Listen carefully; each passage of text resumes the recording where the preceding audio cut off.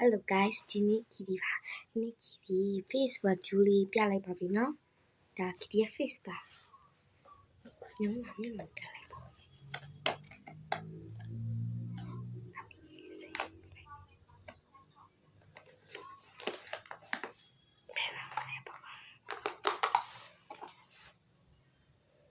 ဒီနေ့အားနေလို့လာဖောက်ပြတာမဟုတ်ပါဘူး။ဒီမှာ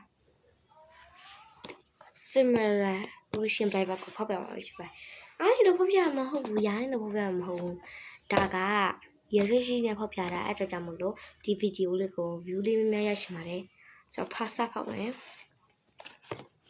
ဒီမှာပါ။ဒါကဖောက်ပြီးသားပါ။ရရှိနေဟာကြီးပြောပြပါမယ်။ဒါလေးရရှိနေဒါရရှိဦးဒါမရရှိဘူး။အများကြီးဒါလေးကြိုက်ကြတယ်ကျွန်မမကြိုက်ဒါရရှိနေဒီတစ်ခုပဲမရရှိတာကျန်တဲ့ဟာအကုန်ရရှိနေโอเคဟုတ်ပါမယ်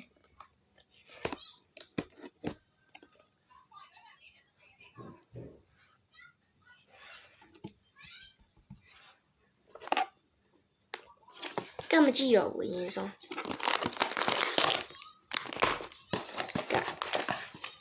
ကအိုးမြင်လိုက်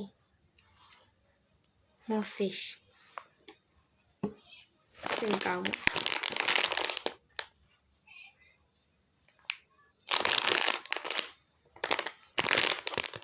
သူရဲ့အထက်ဒီဇိုင်းနဲ့မသိရသေးဘူး။ဒါကြီးတော့မသိရသေးရနော်။ကျွန်မတို့ဒီဇိုင်းအဲ့ဒါဖောက်ကြမယ်။အခုညပိုင်းမလို့နည်းနည်းအဆင်ပြေတာတောင်းပန်ပါတယ်။ဟဲ့ပြစီလေး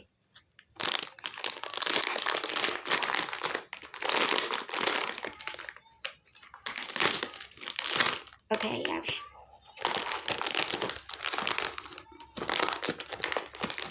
This one is for you guys.